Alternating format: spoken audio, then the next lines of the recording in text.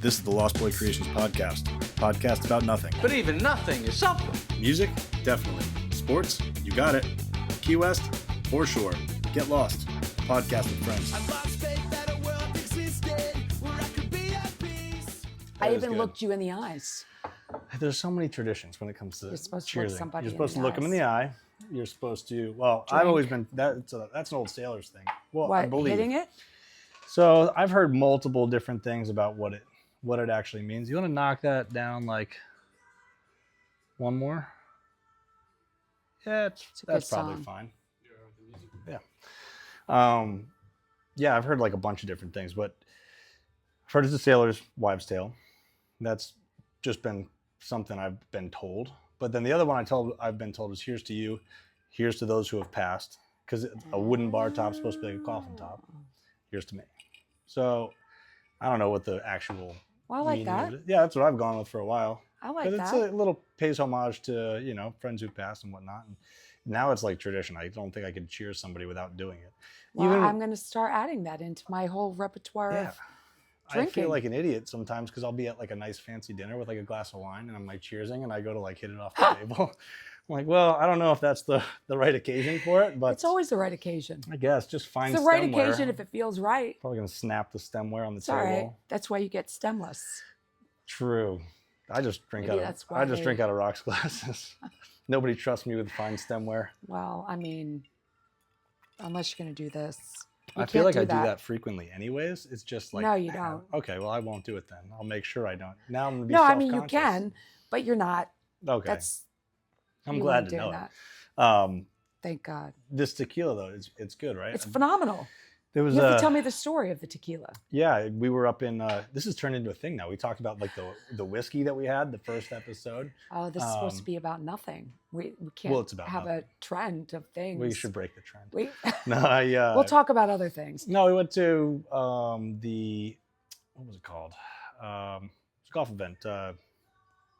Tournament after the Masters. The name is escaping me Okay. at the moment. And Golf yeah, is not my thing. There was like 15 of us from Key West that went up and bartended at this the RBC Heritage Classic in Myrtle Beach. Awesome. So there's 15 of us, rented like 2 houses and went and bartended for 4 or 5 days. It was awesome, but we wound up working the tequila tent, which for better or for worse, I was working the tequila tent and had my fair share of this Of this tequila. Maestro Dobel, yeah. And it's the first time I'd ever been exposed to it, but it's awesome. It is awesome. Yeah, it's a Repo that looks like a Blanco just because it's filtered, diamond filtered or triple distilled, whatever it is. And so the coloring from the Reposado kind of disappears. I with feel it. very fancy now. I feel almost fancy feel too. very underdressed to be drinking. No, you're in a this wood shop. tequila. You're in a wood shop. You're fine. Well, And we're going to Pearl Jam after this. That's Not true. real Pearl Jam, but we're going to I mean, they don't know. It's awesome. It could be real Pearl Jam. I gotta say, they do such a great job with it. And so I was just telling you about that. It's the first time you'd have heard of it, right? It's I saw it advertised, but I actually didn't know it was tonight. we didn't either, which is so crazy. It always sneaks up on us. It's one of those things that kind of goes under the radar Well, there's a lot of things happening in Key West. every day. There's a festival every day. Mm-hmm. There's, some kind of bike ride or run or something. And it's always attached to some kind of nonprofit or which is great. Yeah. But there's always something happening. The most philanthropic city in the world, Key West. It's very philanthropic. I think it's awesome. I mean, it's funny though. We'll be sitting here at the shop and there'll just be a random parade. Just goes There right are on. parades. I did the numbers once. Get Parades. this, ready? If you come down here every weekend for an entire year, you have a 1 in 2 chance of seeing a parade. Not that it necessarily lines up that way, because there's multiples in certain weeks. Sure. But I think it's something like 26 parades in 52 weeks. I have been here since July, and I have been a part of 2, and I have witnessed at least 5. There's so many. They're all fun. At least. It's a great thing. I love it. Everybody gets together. It's a good excuse. I mean, not like we need more excuses to go drink, but that's really what it comes And down dress to. up. Yes. This town. There's a lot of dress up here. So much. I'm like, it's a lot of dress up. Well, you, my friend, might need to bring back your old school classic costume. Which is? Hailing from the Amazon, the reigning champion of women of wrestling, Yes. Jungle Girl Erica Porter. Oh! Oh, yeah. Wait, that's not it though. No. There it is. Yeah. By the way, I don't know if we could show it, but. I don't know if you can show it, but I want you to know that is a whale harpoon. Is it really? It is a whale harpoon, which you can't find in the jungle. That is. But that's all we had. Yeah, we were laughing. I had to do some research. I was like, listen, I know you were doing the wrestling thing. So that's in itself is so wild because, I mean, you were a champion wrestler for the women of the world. Of the world. Of the world. If I saw the numbers correctly, it was 1,300 days consecutively held the title. Oh, I don't even remember what it was. This is according to Wikipedia, who knows nothing. But I think I am the longest reigning champion that WoW had ever had. That's what it said. Yes. That's what it said. It's so crazy. So I have to say, I was laughing so hard. You were laughing at my wrestling? Well, no. I was laughing at how this whole thing. Did you see what I can do? I'm petrified, actually. I shouldn't talk too much shit or else you're going to beat the fuck out of me. But so I was laughing. I was in back. I've been grinding on my computer, just like we had a bunch of stuff I had to get taken care of. And I come out and I've got my head down. I'm working on something and I'm like, and you guys are there. And sometimes I try to just like bury myself. Like, all right, I've got to get this done. I'm in the middle of working on X, Y, or Z. And Sean comes up to me, he says something, oh, this is Erica. And, oh, hey, how are you doing? And I go back to what I'm doing. And you just pipe right up. You're like, I'm going to be on your podcast. My first thought is, who the fuck is this? The person that's going to be on your podcast. Apparently. And you go, yeah, I'm a 3-time reigning champion. I'm like, all right, cool. Of what? And you're like, of women of wrestling. Instantly, I was like, yeah, you're going to be on the podcast. It's a really fucking cool thing. It's awesome. So I grew up. I was a fan of wrestling. I loved it. Like my parents hated me watching it. So Saturday mornings it would come on, and my brother and I would listen for the garage door if my parents were going to come in. And I fell in love with Jimmy Superfly Snuka. Like that was my jam. The fact that the splash was the move. Dug it, loved it. I had friends, so I went to University of Pittsburgh and Point Park University, and I had a friend who was. Sorry, go ahead. I'm communicating. No, I was just telling him to turn the air conditioning down. It's getting warm. We have it set so it like turns off at a certain point. Anyways, I like the heat. I'm from the Amazon rainforest. You are from the Amazon rainforest. So, we'll leave it up then. We'll fire. I got ice. So Jimmy Superfly was your guy. Jimmy Superfly, and then I hung out with all the guys at Pitt that played football.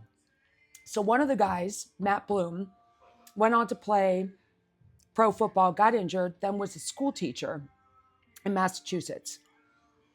Are you from Mass?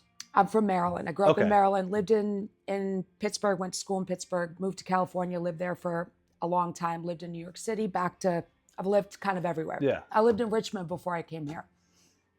So my friend, the principal at the school was the uncle or somebody of Vince McMahon. I was like, dude, this is a 300-pound, 6'7", massive guy. He's like, teaching is not for you. Like, you should be in professional wrestling.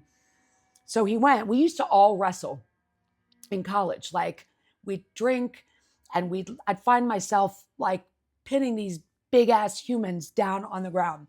I'm like, this is awesome. And my brother used to beat the shit out of me when I was growing up. You were a product of your environment. I was a product of my environment. But so I used to watch. Matt was on there, and he was on there as Albert, and then he was TNA. It was Test and Albert. Oh, he was Albert? Albert. Oh my God. So you're talking to like my childhood as well. Like, this is awesome. I love this. So a great friend of mine. And so he's like, oh, Erica, you should come and wrestle for the WWE. But at the time, women were like managers. There was only a couple sideshows. Yeah. And like, so Just Trish Stratus was China. his manager. Yeah, but like there wasn't many. No, there wasn't. No. And it wasn't respected. And if you listen to the commentators, it was just always like, hey, look at the puppies. And, it was about their outfits. Oh, good old their JR. tits, everything else. And I'm like, not a chance.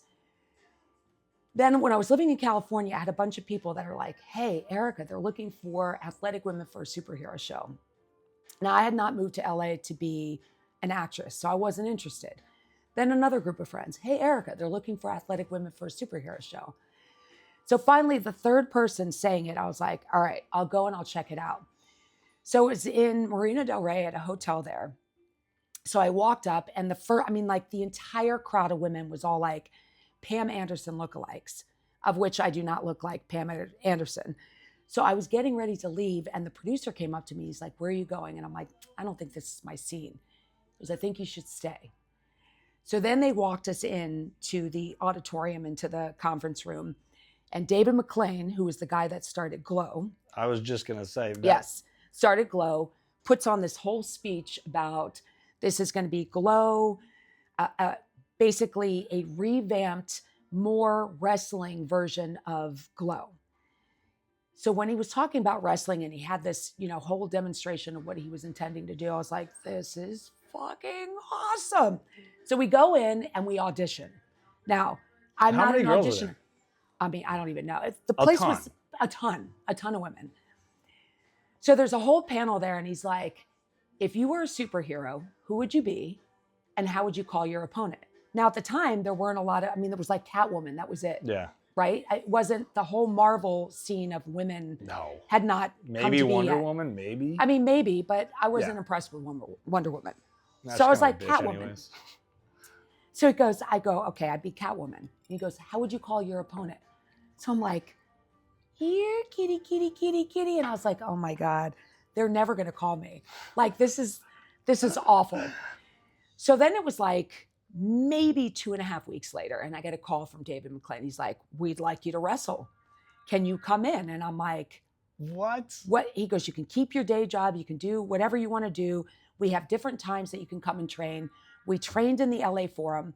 At the time, the guy that you met here, my husband, I was like, so we had been dating maybe 2 years. And I was like, dude, I'm going to be a wrestler. He's like, that's the stupidest fucking thing I've ever heard. I'm not going to date a wrestler. I can only imagine that dinner time conversation. I'm not going to date a wrestler. I'm going to wrestle. So I said, well, it's been great knowing you.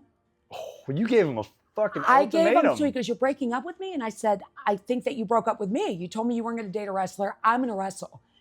So he goes, okay, well, maybe I'll come and check it out.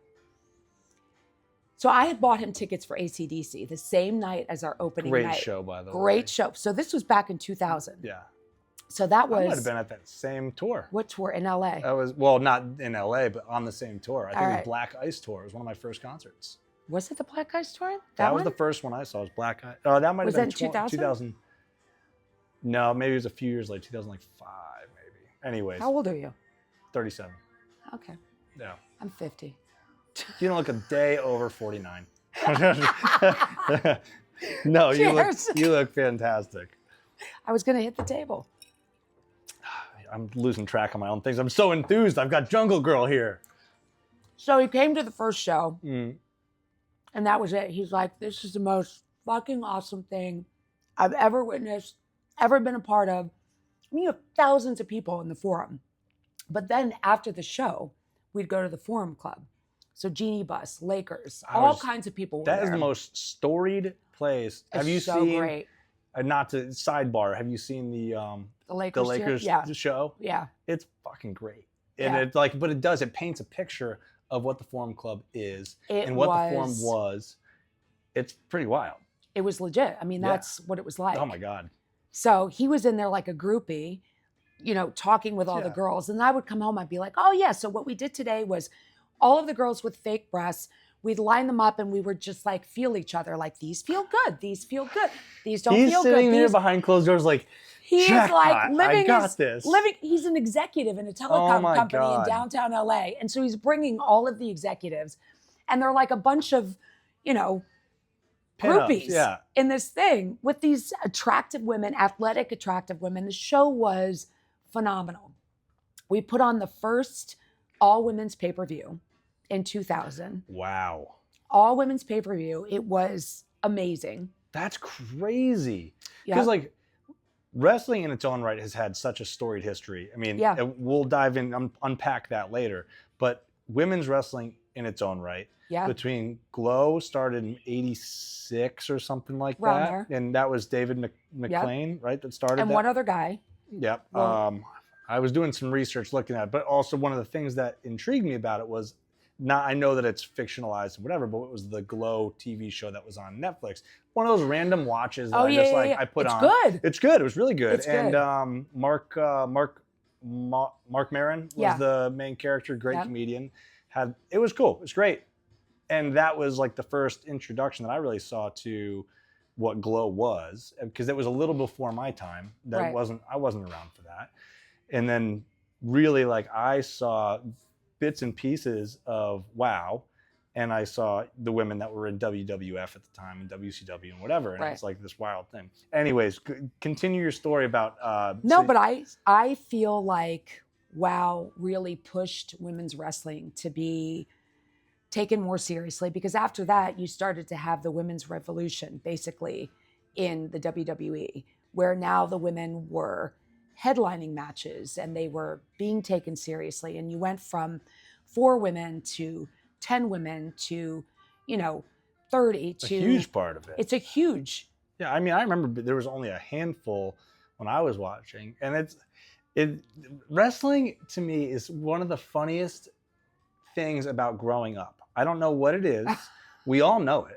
Everybody, I don't care what, like even my parents, like I remember talking to them when I was getting into it, and my heyday of watching wrestling was like, 96, 97 to like 2002. So like a lot of these guys that you probably were working around and hanging out with and seeing and interacting with, like those are the wrestlers that I idolized. And it was funny talking to them though, growing up, obviously years and years before.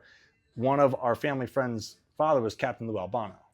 So like they knew that from way back. And it's funny, like it's just that Captain Lou is their uncle, I know Lou Albano Jr. And that's, it's such a funny thing because it's been around for a long time and it has been so widely recognized. It's the oldest sport, wrestling. I mean, Roman Greco, but wrestling as an entity is the oldest sport. I'm going to screw the name up.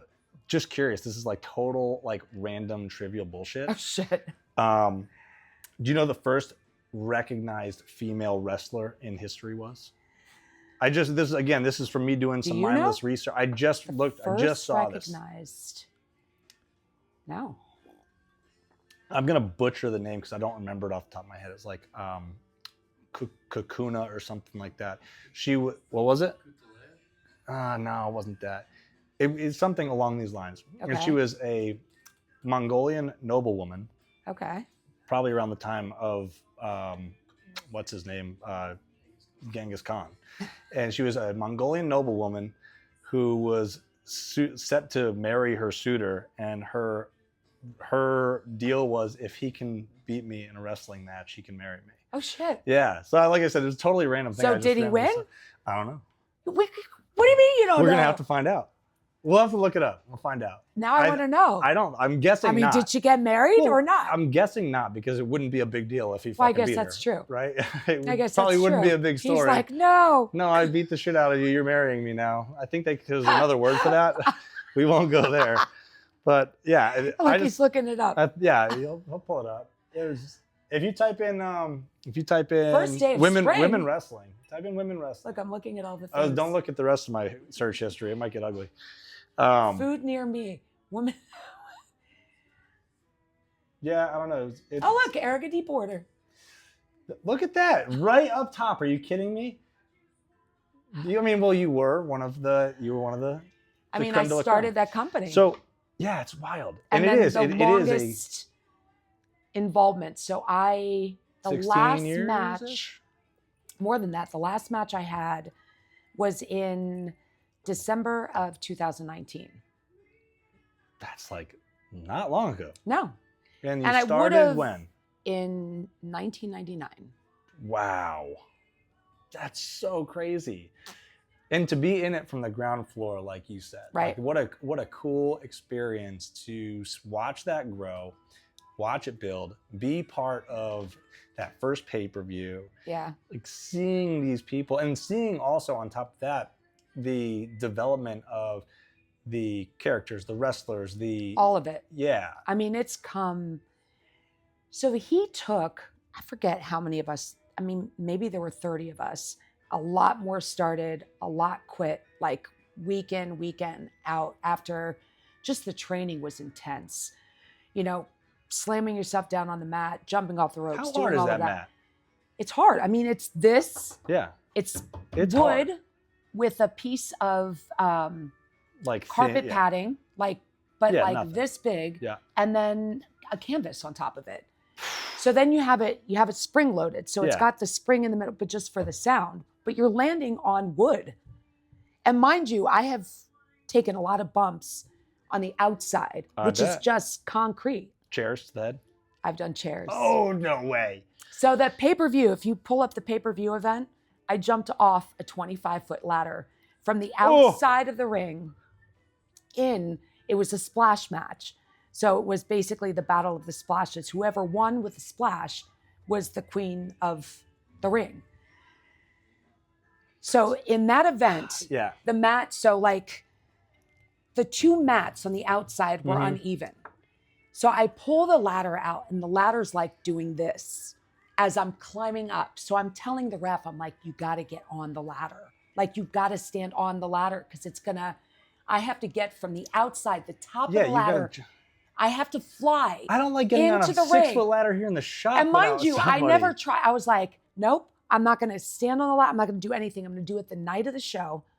And I'm going to fucking launch myself off that thing. So the night of the show, now this is the pay-per-view event. The place is packed. When I pulled that ladder from underneath the ring, the place erupted. Let me see that remote real quick. I'm going to turn the volume down a little bit. This is not it, though. This is with the Beast. See if you could pull up the. I forgot. Just put mute on the YouTube video for now. See if you could find the. Type in maybe like Jungle Girl versus Becky the Farmer's Daughter. See, look at this. All right, I can't wait to see this. Becky the Farmer's Daughter. I always laugh because there's me and my friends all say, everybody I know says it. Wrestling's real, Wrestling's real. And I'm like, and it's the joke because there's the the connotation of it being it's a dramatization, there's a storyline with it, whatever. And I always go back, I'll never forget it. It's one of the coolest matches I've ever watched in my whole life. It's Undertaker Mankind, Hell in a Cell. Oh, yeah. And it's like, you can't fake that. That is as real as it gets. And by the way, the amount of training that goes in, there's not a single soul that just is like, okay, I want to be a wrestler, gets in the ring and knows what they're doing. There's a psychology to it. There's movements that people know. I mean, just like in a football game. Plays. You've got plays, right? So you're communicating in the ring and you're walk me through that. Like what is that like? You and I are in the ring and we've got our kind of rundown, our script, right, per se. How do you look at somebody else and be like, all right, now I'm going to kick you in the throat and, give you a pile driver and knock your head in? Like, is that like... It depends if I like you. I'm kidding. You're not throwing tacks on the ground? There have been situations in which, an individual needed to be made aware of their behavior in the ring. So there were times where, there was a girl, and I think she was on something. And so she was so out of it. Well, that's a big thing. I hit her, and I hit her for real. So we call that a shoot. And so then she looks at me and she goes, do I owe you money? Oh. And so I was like, and I basically laid into her again. And she's like, are you mad at me? And I'm like, you need to get your shit together. Like, get yourself together. Well, it's professionalism. It's part professionalism, of it. But you risk, like I have been in the ring with people who what we call are green and don't have as much experience in the ring. And there's a lot of things that can go wrong. I'm sure it's dangerous. A lot of timing, the art of wrestling is to make it as believable as possible without hurting the person that you're with. I mean, things happen. Adrenaline's going. Yeah. There are mistakes that happen. You try to minimize that. And that's why you train and you train and you train and you train and you train and you train. So you know how to fall. You know how to get out of situations that you might be in. But the bottom line is, I have to trust you. You have to trust me, because shit can happen. It can be bad. It's super athletic. You're taking all of your adrenaline in, let's say you've got a 15-minute match, and there is so much happening. So a lot of it, you don't. Live crowd and all. All of it. So on that pay-per-view match, when I jumped off the ladder, so I ended up, so there's the ladder. So the whole thing's uneven, and you'll see the guy get on the ladder. And I end up not even getting all the way on her because it kicks out. Yeah. And I'm like, just make it in the ring. Just make it in the ring. So you That see is it not- moving Yeah. as I'm going up. So I'm Of course, telling our the shitty ref, I'm like, internet's gonna keep you've doing got to get in on the ladder. That's so tall. 25 feet. Holy fuck. And you didn't practice this at all? No, because I felt like if I had, God. I wouldn't have done it. All right, for I was like, those of you holy listening or watching, shit. you need to check this out. And who is this against? Jenny the Farmer's Daughter? Becky the Farmer's Daughter. Becky the Farmer's Daughter versus Jungle Girl. This is giving us extra anticipation because our internet sucks dick. I didn't even get to see the splash. But so that jump off the ladder. So obviously we had the big party in the Forum Club and all of that after. So I don't know, 4 hours later, I went to go drive my car home. Mm-hmm. Now I still drive a stick.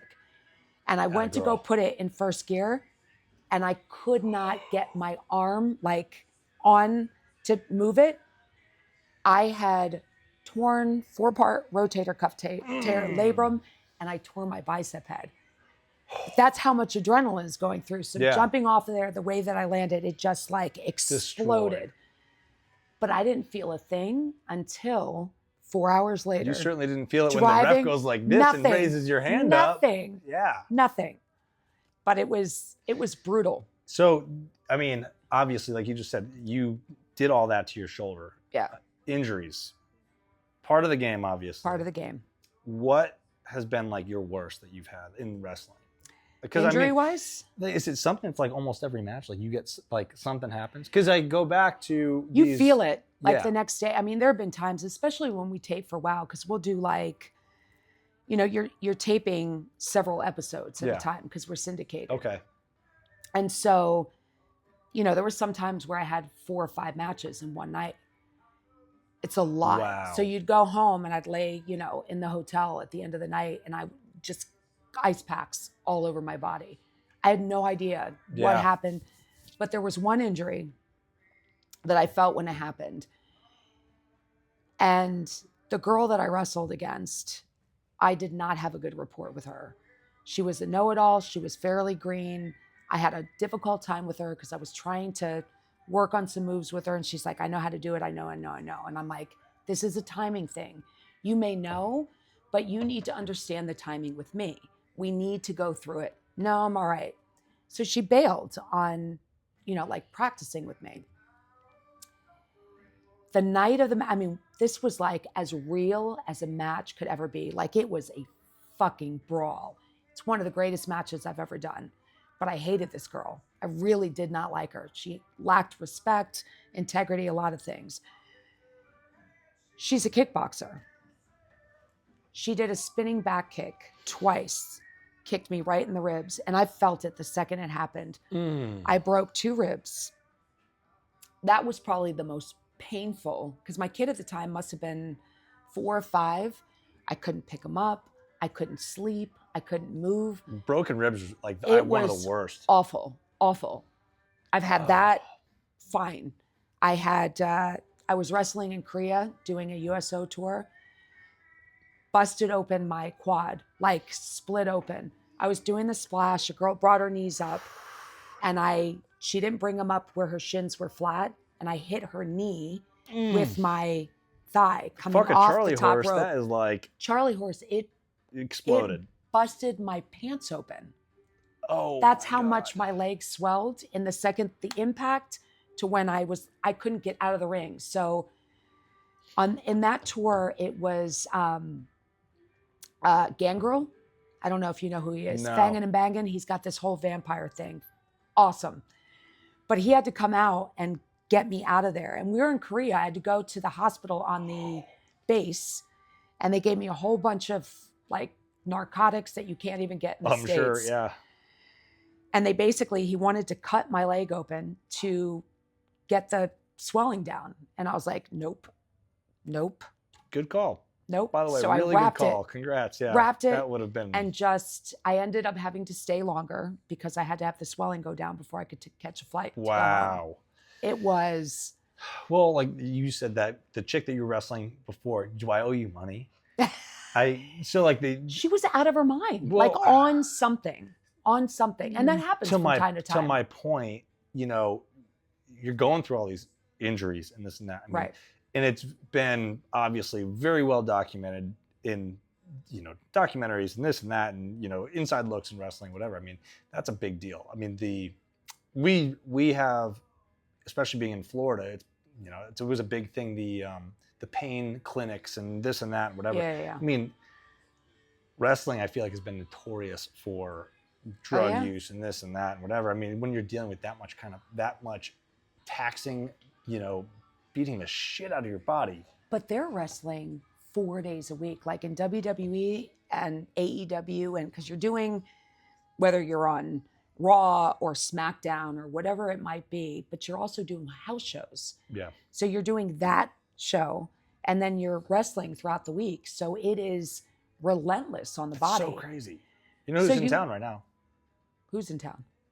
Hulkamania. Oh, Hulkamania. He's here. He's right. Is he? Our buddy Bryson took him out at the sandbar yesterday. Yeah.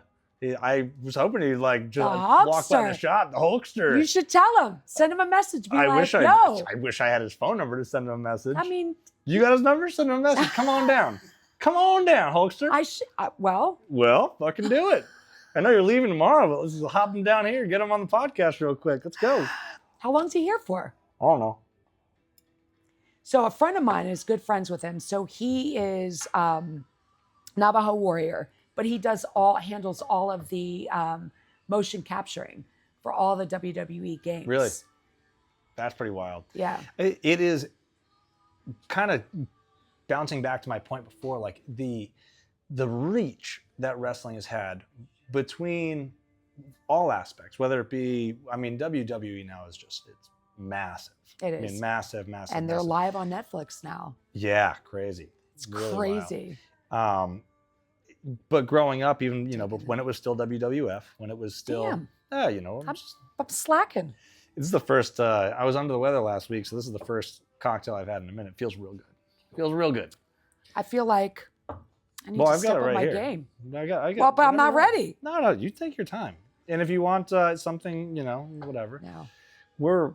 We joke that Key West is a drinking town with a fishing problem. Yeah. Well, we're a drinking podcast with a talking problem. So we'll leave it at that. Perfect. Yeah. It's perfect. But yeah, wrestling has captured so many people's imaginations and their attention on so many different levels for so long, and seeing how much it's kind of blown up and not even blown up, it's been huge forever. Yeah. And the celebrities, as we talked about, like my family having known Captain Lou, and growing up loving, who was it that you were your favorite? Superfly Snuka. There's so many greats, but everybody had their favorites. I loved the Hardy Brothers because I loved the high flying. I love. Dude, they're still wrestling. I know they are. It's crazy. They're still wrestling. It's insane to think about. It's wild, the longevity that some of these guys have had. But some of it is, and these guys, some of them have been great in being able to capitalize on their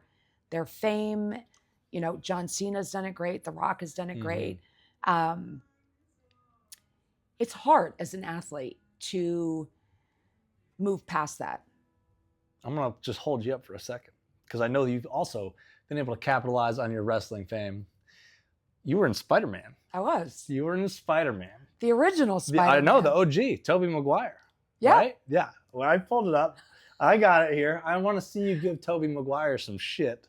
I have the only curse word in that movie. I know. Is that the only curse word? I'm going to kick your spider ass. The only one. No way. So speaking to us talking about cussing on a podcast, this is even more perfect. Because that was all ad-libbed, and he was and then he put the camera right in front of my face. You looked mean in it. You looked mean. Which, by the way, that's one of those things where you just have to trust yourself to do something. So again, I was like, oh, they're going to cast like the pretty girls, the blondes, because I had no idea what the role was. I was a bonette. My mom's like, my mother's a bonette. What's Macho Man's name in it? Bonesaw. Bonesaw. Bonesaw is ready. That's what he does. God, I love Macho Man so much. He was the greatest. He was the greatest. Obviously, you were on set with him. Did you you know him before being a wrestler? So he was, because of him, they brought basically the crew in to audition the WOW girls. So there's other bonettes. Bronco Billy was one of them. Oh my God, I can't think of everybody's name. Fire away, throw it on.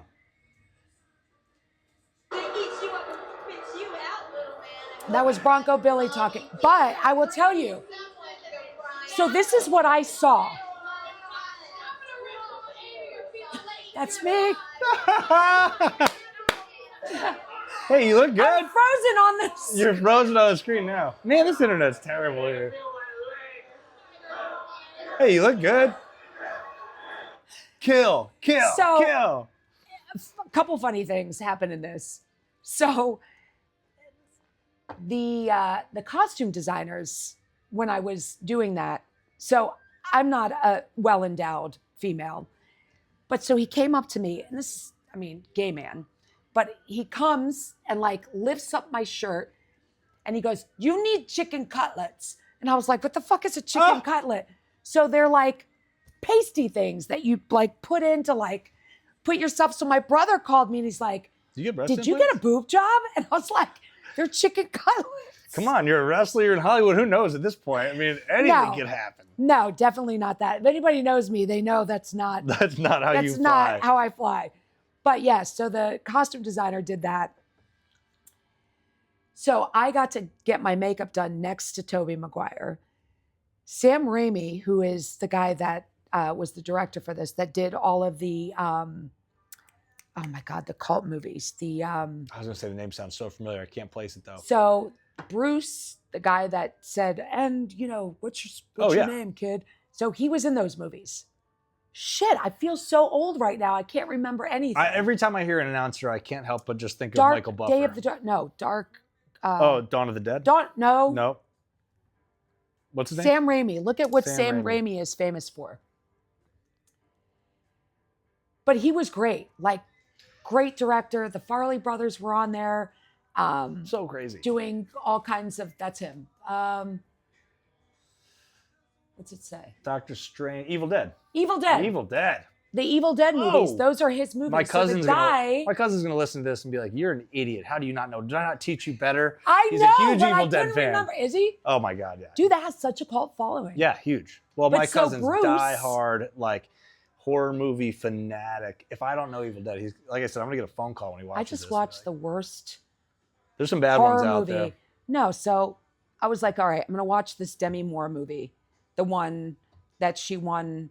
Whatever. She just got awards for it. And I was like, everybody's raving about it. Awful. Really? Awful. Bummer. I haven't seen it. I don't. Okay, I won't. Don't. I won't bother. I'm always looking for something good to watch too. And it made me so angry, the movie. Sucks. No. Well. The substance. Listen, there's some bad movies out there. There's one called Skid Marks. I wasn't in Skid Marks. No? No. It's on your IMDb. I don't know why. I don't even know what movie that is. All right, well, you know what? I'm happy that you're not on a movie called Skid Marks as a stripper. Do you know that I was like, maybe I was doing some shit in LA and I was high and I have no idea and I did this movie. That's your excuse. So maybe I went to go, I don't know. I went to go look. I looked at the movie. I was like, I'm not in this movie. It's not me. That is too funny. No. I saw that on IMDb. I was like, and I was sitting there trying to because I pulled up this scene up for Spider-Man because I was like, Spider-Man's a big movie. It was great. I have to check this out. And I was like, Skid Marks? What the fuck is Skid Marks? Yeah, I said the same thing. I watched the trailer. Talk about, you want to say that the Demi Moore movie looks bad? This looks like that would probably look like an Oscar award-winning film compared to Skid Marks. She was great in the movie. Well, clearly it was good enough. She won a bunch of awards. I just... Hey, she was great. teach their own. Everybody's got their own cup of tea. That's what it is. It's not my kind of horror film. I don't know. Horror films are weird. I'm not a big horror film I don't want person. a message in my horror films. No, I don't think there should be anyways. But I'm not a big horror movie like buff or fan, to be totally honest. I don't. The thing to me, in recent past, I feel like. What kind of movies do you like? I like everything. I like a little bit of everything, really. Not horror movies. I like horror movies. I like psychological horror movies. I don't like what's it called? The Shining is one of my favorites. The Shining's it's one of my favorite movies of all time. Shining's good. I don't like what. Get Out's good. Yeah, Get Out's good. That's a psychological. I really liked Parasite. Okay. It was a little bit outside of what I would normally watch, but it fucked with you. Like, that was really weird. You got a whole family living down. Spoiler alert for anybody. You got a family living downstairs, and they're creeping around, and it's weird. I don't like the shock value, like jump, whatever, or excessive. So like Saw is not your jam. It's excessive. There's 12 blood of and them. gore. It's excessive blood and gore. The first one, great. It was really good. It was a psychological thriller. There was a lot of violence. There was a lot of gore, which I could take or leave. I don't care. But it really messed with your brain about how things were. It does mess with your brain. You don't need 12 of them. Leave it alone. That's what it is.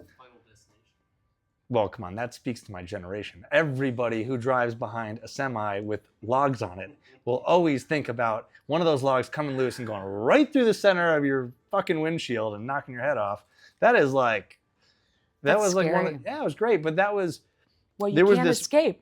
There was whatever your destination is. Whatever your in a weird destiny. way, I agree. Destiny is what it is. But there was this brief window where there was a lot of really cool horror movies coming out. I mean, even as slashy as like Scream was, like it was. Scream was clever though. It was clever. Yeah. But then there was this onslaught of so many movies being done like that. I feel like it lost kind of its luster, where they were overdone.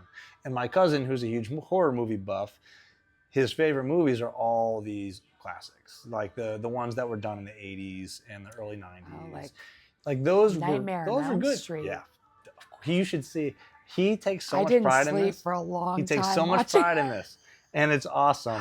He is like the pop culture buff of anybody I've ever met. He still has all his old video game systems and like. Really? Oh, you should see his horror movie collection on his like wall.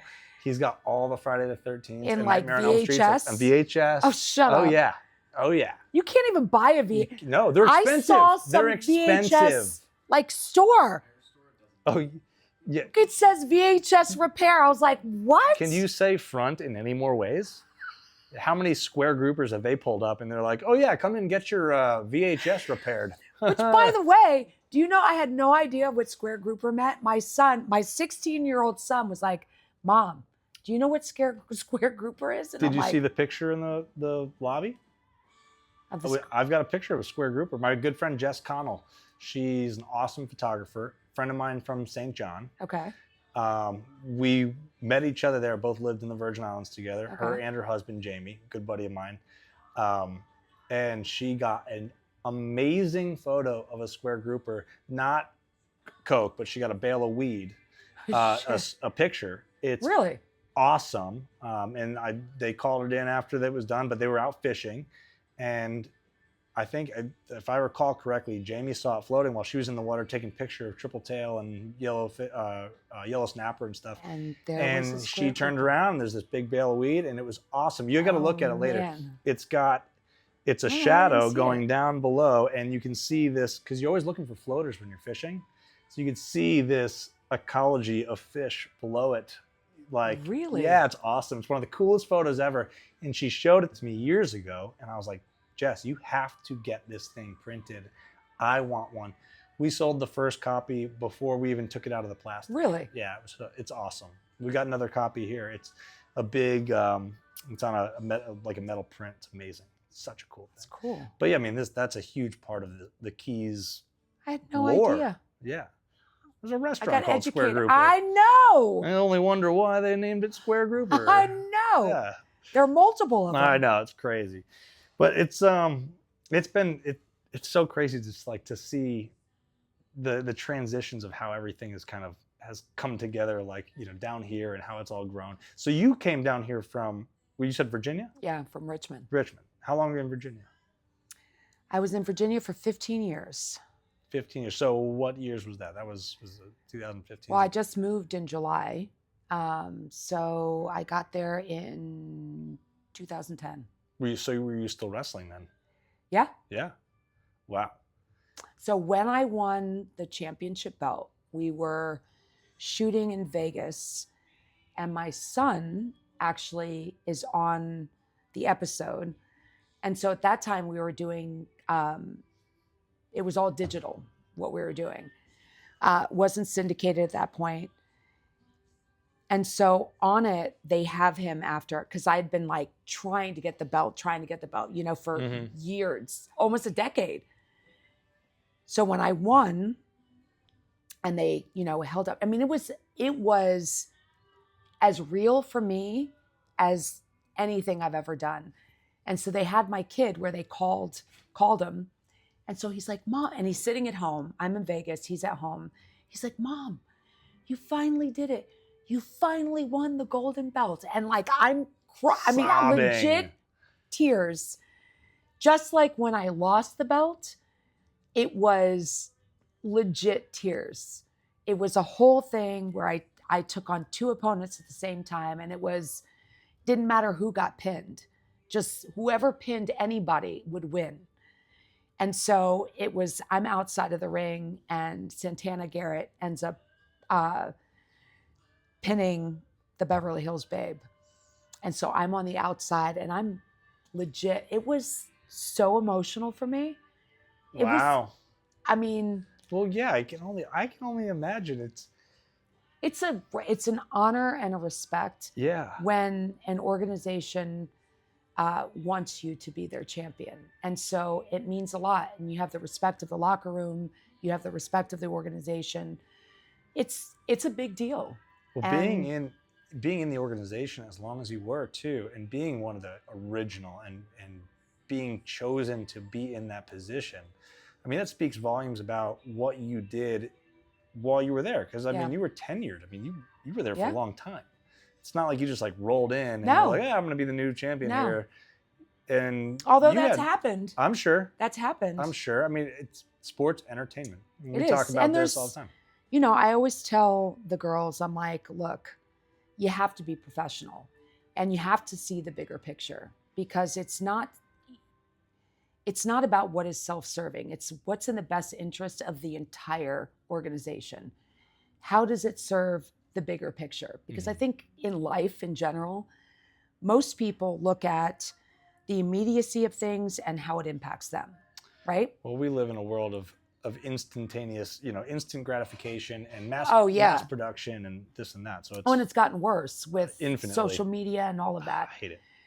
And it's a dangerous, slippery slope. And I'm like, I have always been about service to others, because at the end of it serves me to serve others. There's a lot of satisfaction in that. But a lot of people can't see past, like, well, why? And I'm like, it doesn't even fucking matter why. Like, you don't own the company. It doesn't matter. There's a big difference. Do what you're supposed to do. There's a fine line between selfishness and self-gratitude.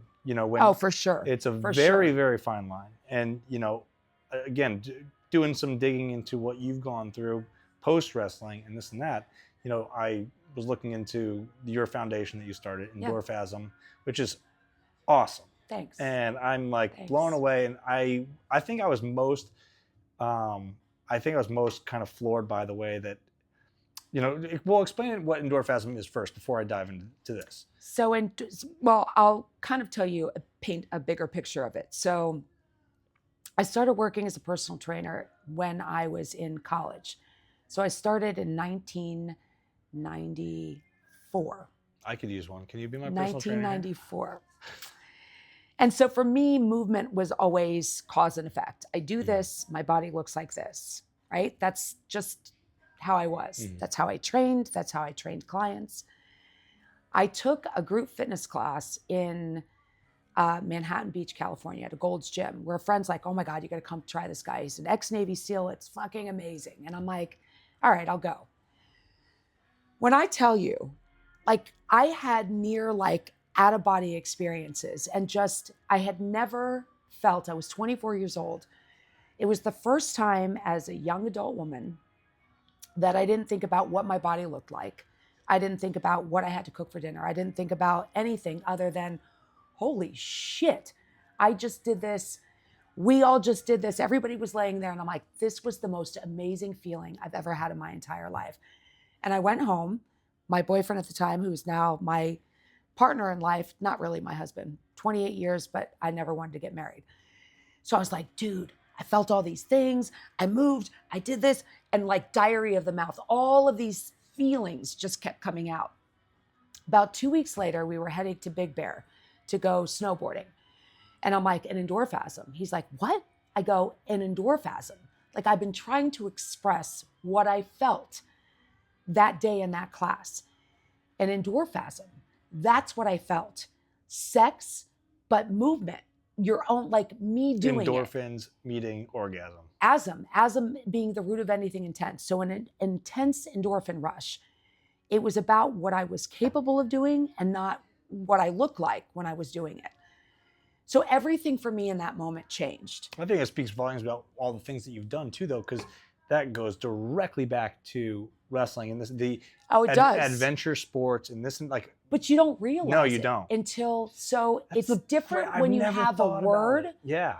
To put to what that feeling is. Yeah. So it's the power of the feeling of the power. It's movement and how it's transformative, and not just what the body can do, but how it transforms you up here.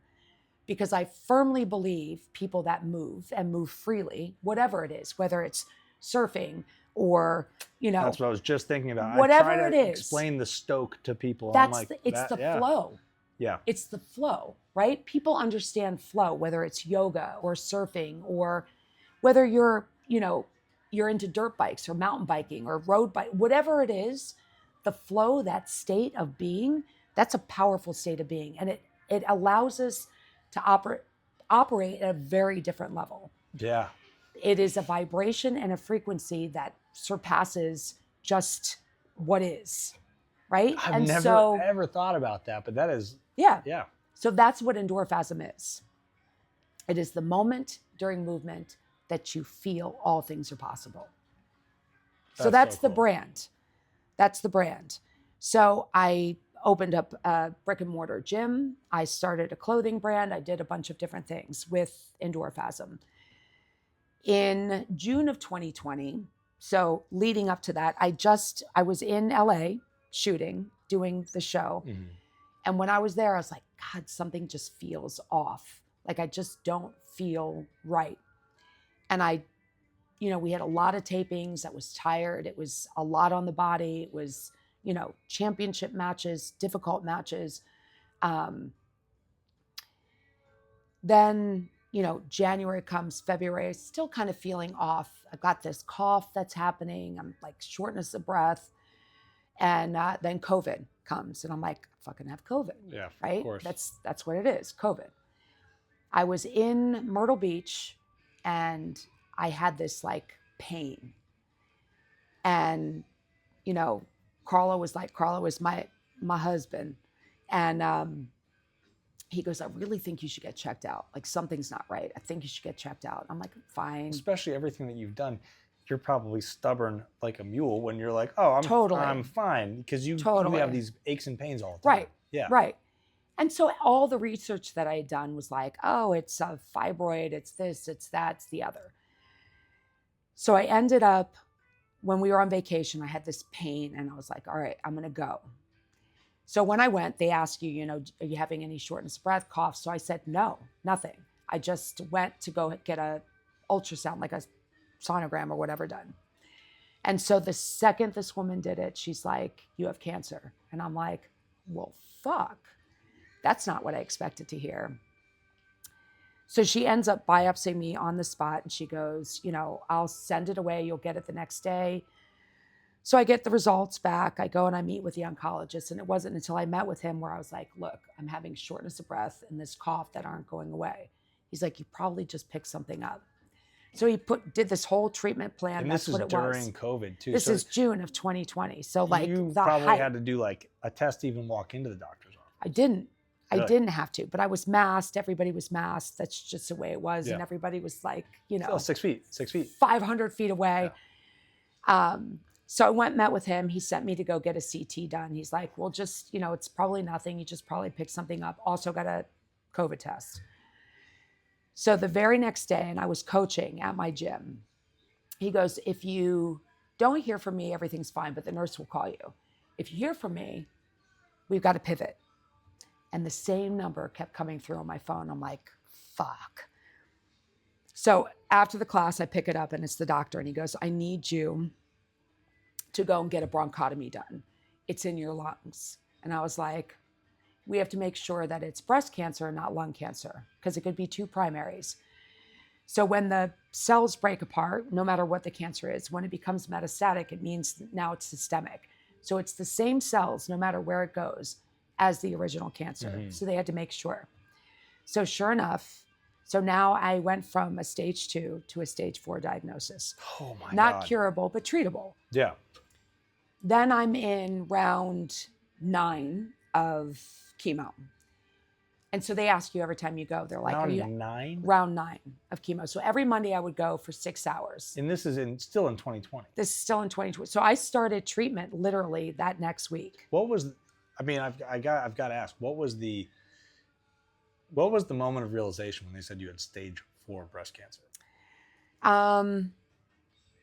It's not something you could ever prepare yourself for. No, it's not. And I think, you know, I think that everything in life prepared me as much as it possibly could for that moment. Because I'm like, I believe very strongly that there are no mistakes in life.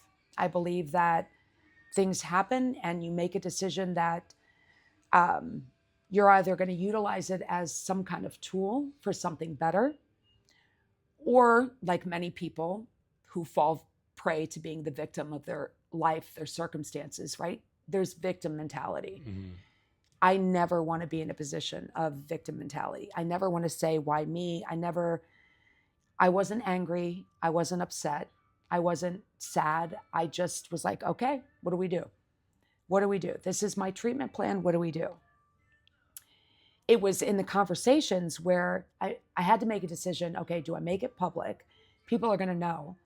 I'm going to lose my hair. All these things are going to happen.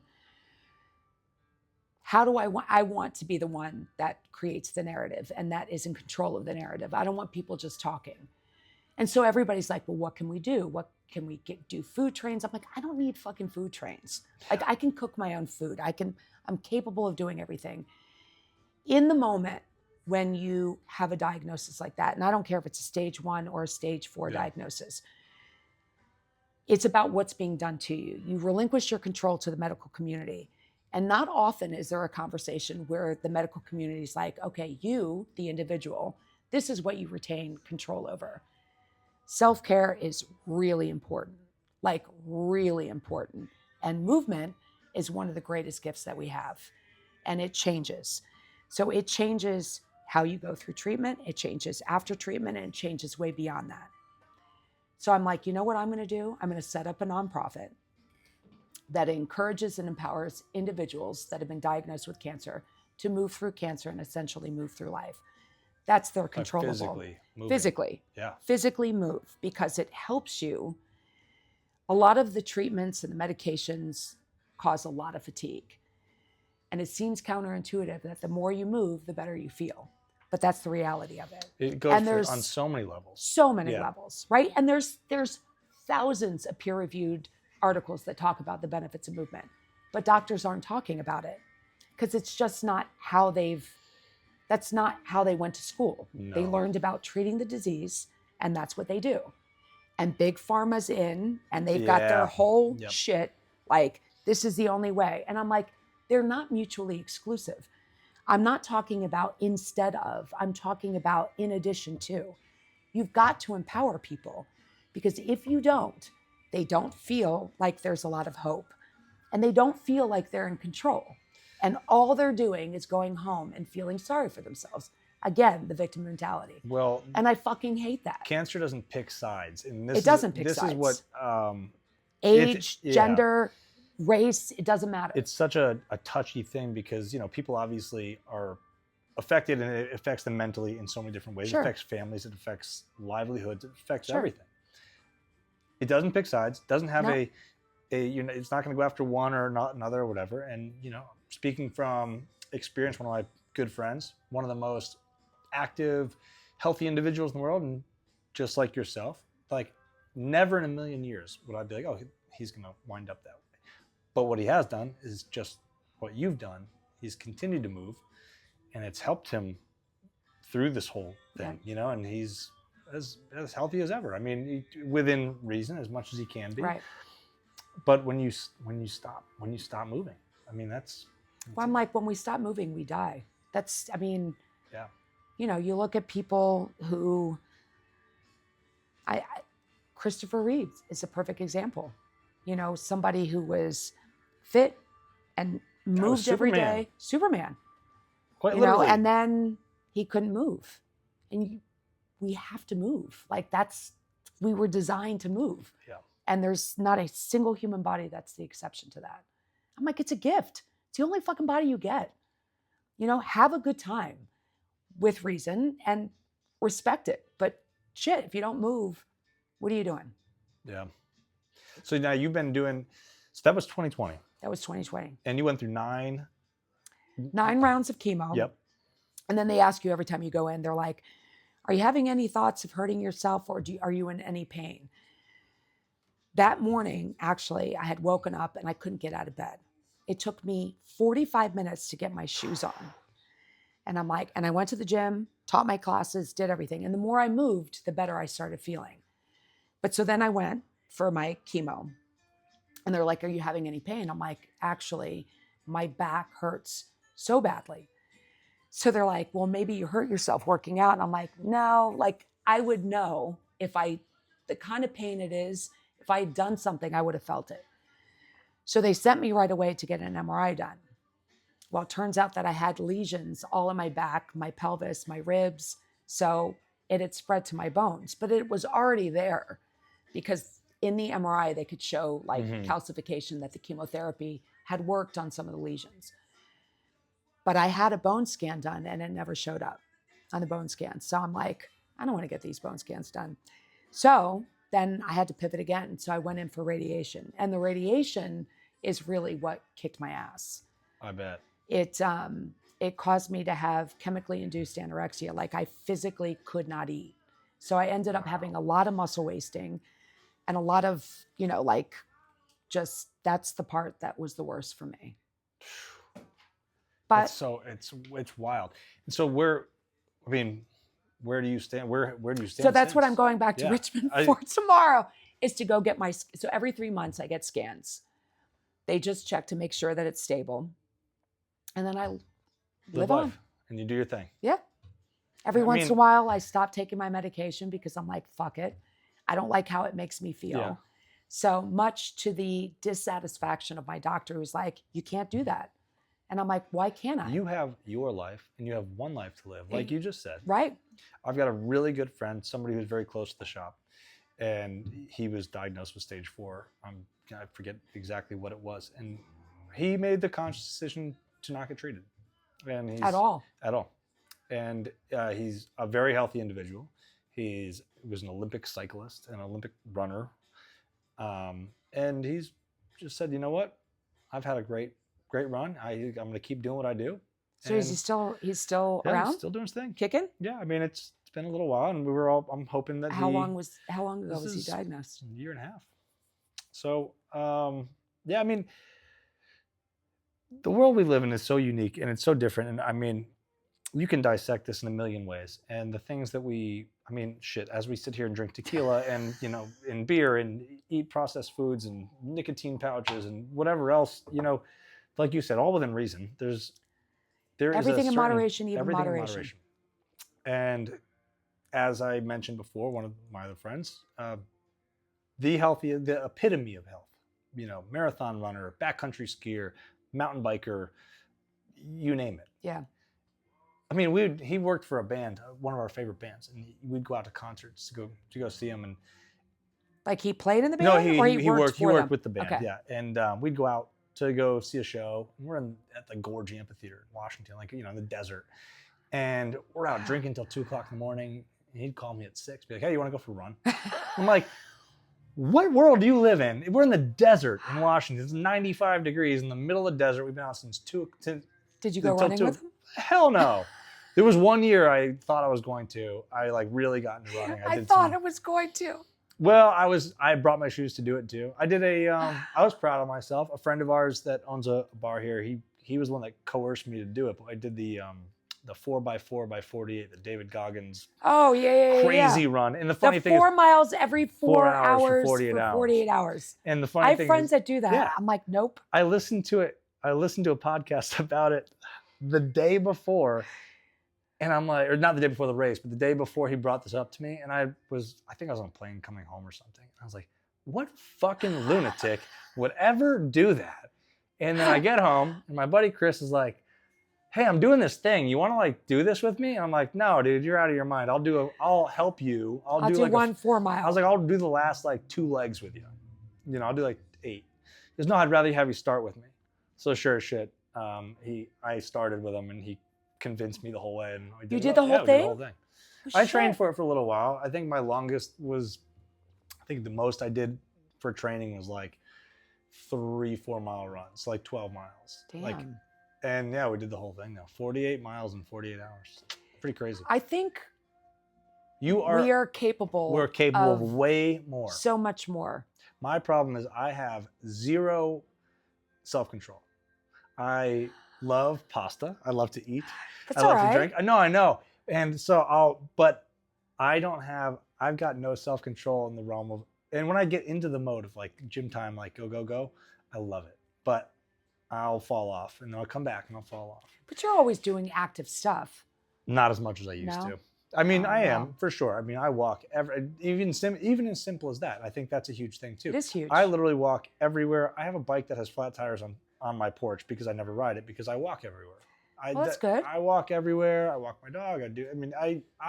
Walking's the most ancient form of movement ever. It is, and it's simple. I know it's ridiculous. It's not like I ride my bike and walk everywhere. That's all I do. I go to the gym 4 or 5 days a week at this point. Oh. Which is a Which huge. gym do you go to? Key West Fitness Center. Oh, okay. It's close to my house, and so I've got no excuse because it's that close. True. I have no excuse to not do it. I've never been a gym person my whole life, ever. I hated it. I was a swimmer, so I swam. Right. I was in the pool 6 hours a day. Ocean. Yeah. So so the thing was, I was a swimmer when I was in high school. Okay. Went to college, didn't swim in college. Moved to the Virgin Islands. Right. I was surfing 3-4 days a week, and I loved it, and it was the best exercise ever. I was in best shape I've been in since I was swimming in high school. And then Hurricane Irma came, and I wound up here, and there's no waves. And so I've been trying to find outlets for it. And the small victories that I have kind of come across, which my friend John, who was in here earlier. Yeah. Him and I kind of were our accountability buddies going to the gym for the first time in years. And I may not go as consistently as I wanted to, but at least it's turned into a part of my daily routine where I do it now. Like you feel better? Part of it's part of my routine though. I have to go. And I don't feel, if I don't, I'm not happy. I don't feel good. That's a huge step to be able to like recognize that that's part of your routine now. For somebody that would kick the shit out of me. I mean, that's part of your daily routine for years. It has been. It really has been. Do you think that's been a huge part of where you've been able to overcome some of what you've gone through? And for sure, but I think more than anything, I think it's the mental piece. Yeah. I think that people's mindset is more powerful than anything. It's amazing what you can accomplish. I think that it's because it's how you receive everything. Yeah. So if you are not in a good space, it doesn't matter how fit or how anything you are, you're not going to receive it well. Yeah. If you told me years ago, when I've been through some ups and downs, I've battled bouts of depression and this and that, and I'll tell you the one thing: if you ever told me this years ago, that the one thing that would pull me out of that is going for a run. I would have said you're absolutely insane. But that is the one thing, no matter how up or down or bad or left or right it gets, I put my headphones on, I go for a run, and I feel like $1 million afterwards. And I hate running, but I do it now. I don't like running either. But I do it. But now. I think that if you look at the levels of depression, the numbers, all of that, right? And you correlate that to our lifestyles, just how dramatically it's changed. I mean, we used to be active. People were outside all the time. There were no phones and computers, and that's just what you did. Have seen that, right? That's all you did, and so you didn't have the same. And I believe that it's a lot of that. I believe that it's people sitting around. I believe it's the devices. I believe that it's just the entire culture's changed. It's a huge cultural shift. But in the countries that you still have movement and activity and the lifestyle is different, the culture is different, you don't see the levels of depression that we have like here in the US. No. It's horrible. It is. And I wish there was something, as we sit here on a podcast that people are going to be watching on their devices, but it's there. I think they can listen to it while they run. There's a direct correlation though. And it's something that I've noticed. I mean, I consider myself so fortunate, and Sean is a huge testament to it because he was, I mean, you want to talk about the outdoorsman. He's the guy, but I consider myself. You look like the guy. Oh, he is like the ultimate outdoorsman. I consider myself so lucky though that I grew up building forts outside. Yeah. And playing kick the can and whatever, all these stupid things that we used to do. I didn't have a cell phone. It was and we're like that last. Did you hear about anybody being depressed then? No, I mean, like really not legit. Like this. Not like this. It's very weird. I do believe that there are chemical imbalances. I get that. For sure. And it's real. As we talked about with you and your brothers when you started wrestling, product of your environment. Right. And the whole world is becoming a product of their environment because it's being put in front of us constantly. But that's neither here nor there. I mean, it's a tough thing that I think everybody deals with, and how you deal with it and how you... Oh, you're the culprit of that. No, I've got one too. Shout out to Al. Maybe they'll give us some free ones. We've even got a can of bacon here. We've got the most random shit on this. Wait a second. Yes, it's a can of bacon. I swear to God. Is it really bacon? I have yet to open it, obviously. There's nothing in it. It's bacon in there. I am waiting for the day. Where the hell did you get this from? My neighbor, Brian Miller, who owns the bar next door, Bearded Lady, we had a few cocktails one night and talked about how they saw a can of bacon, and his wife ordered me a can of bacon. So I'm waiting for the day. That's funny. You have to refrigerate it after you open it. Well, I figure we'll probably eat it all first. Will you? Yeah. I don't think you should. I think it's now part of the set decor. I know. It's such a random. I mean, you can't Come on, we've got the ghost trap. This is. You see our embryos. This is as perfect as. Is that what Jurassic that is? Park? Yeah, of course. Look at that. I ordered these. I was so excited. We've got our. This is amazing. Dotson, we've got Dotson here. See, nobody cares. Yeah, we got embryos. I got to put a little something in there so it looks like they're actually in there. That's funny.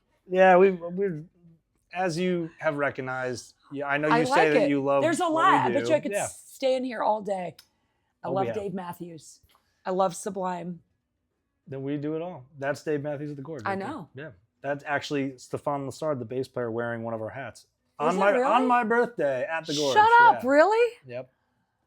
The hat's hanging up there on the wall. So really the greatest show I've seen him everywhere. Now he's from Charlottesville. Mm-hmm.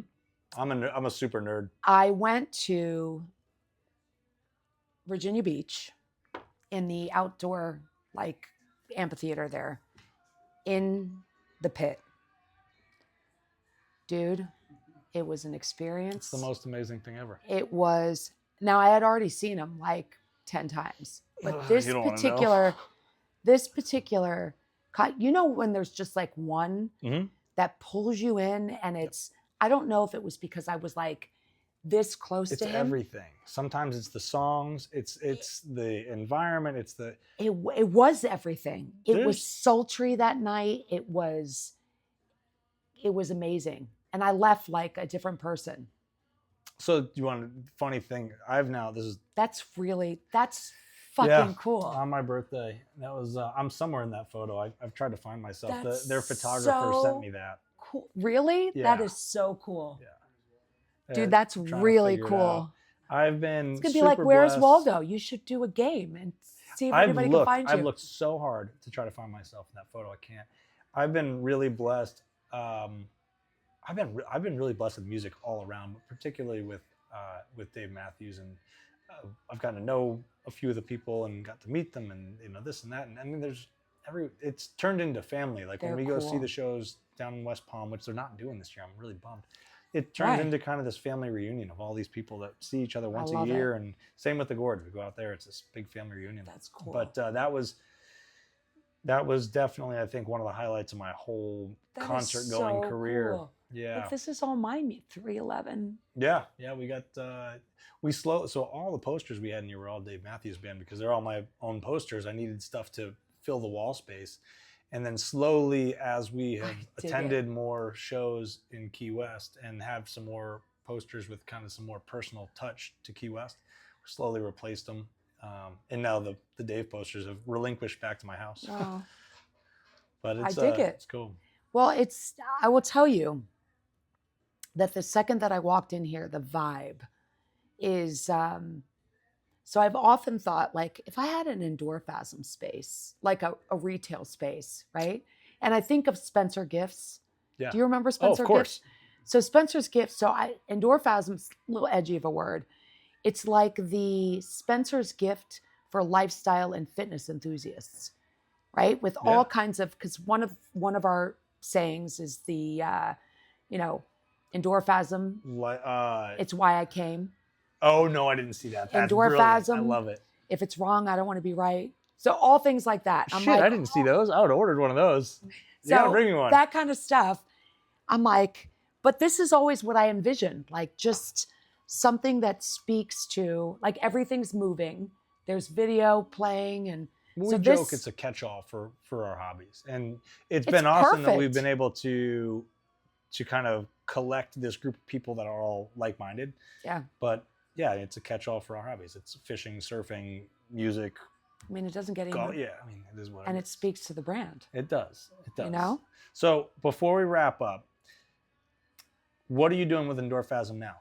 Because I know that you're doing like speaking and stuff like that. Are you? I do speaking engagements. I do virtual classes. I teach at Fit. I teach at Sweat Society. Oh, you teach at Fit? Yeah. Sweet at Fit? Teach I at do. Fit? Yeah. I knew what you meant. Yeah, I know. It's the tequila. The tequila. I know. This is what happens. I'm like, I'm going to start slurring my words. Well, that's why we're going to wrap it up, because we're both going to start slurring our words. No one's going to want to listen to us just ramble on about Dave Matthews and random bullshit. They'd be like, give him more to drink. I mean, the bottle's right here if you want another one. That's true.